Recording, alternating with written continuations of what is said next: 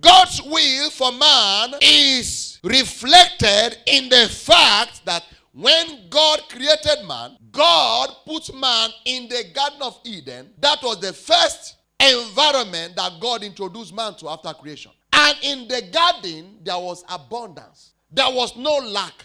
There was no scarcity. Everything man needed for life and godliness was adequately prepared and provided for man before the creation of man. So, God had abundance in mind for man.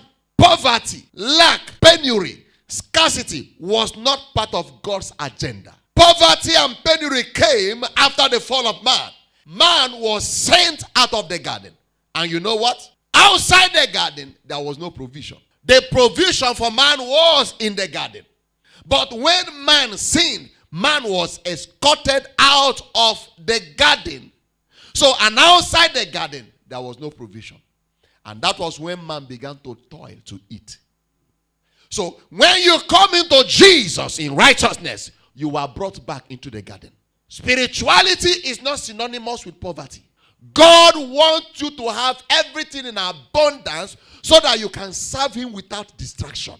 Thou shalt remember the Lord thy God, for it is he that giveth thee power to get wealth. So wealth is so important to God that he take upon himself the distribution of the power, the knowledge, the understanding, the skill needed to access wealth. Somebody here is walking into wealth.